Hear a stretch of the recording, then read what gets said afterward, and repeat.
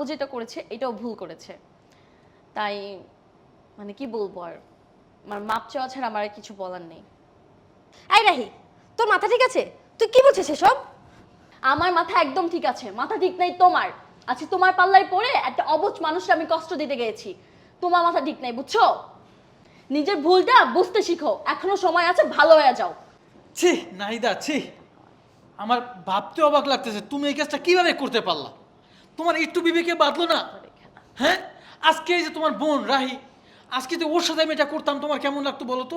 আজকে যদি রাহি শারীরিক ভারসাম্যহীন হতো, আমি যদি ওর সাথে এটা করতাম তোমার কেমন লাগতো? তোমার একটু বিবেকে বাঁধলো না? একটা অবুঝ মানুষ যে কথা বলতে পারে না, কানে শোনে না, আজকে তুমি তার সাথে এটা করলা। ও তোমার কে ক্ষতিটা করেছে বলো তো? ছি, আমার ভাবতে অবাক লাগে তুমি এই কাজটা করবা। ইসমাইল, তুমি ভুল বুঝতেছো। আসলে এমন কিছু না, মানে কি বলা তুমি? আমি ভুল বুঝতেছি? হ্যাঁ রাহিদা, মোবাইলে তো সব কিছু দেখলাম। হ্যাঁ, কোনটা সত্য কোনটা মিথ্যা। রাহি সব কিছু বললো, নিজের ভুলটা এখনো স্বীকার করতে শেখো। বুঝতে পেরেছো?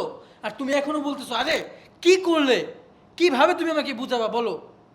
তোমার বন্ধু তোমার সাথে ছিল, ও তো সব কিছু স্বীকার করেছে, তুমি কেন অস্বীকার করছো? হ্যাঁ, হ্যাঁ, জেনেই যখন গেছো তাহলে ঠিক আছে।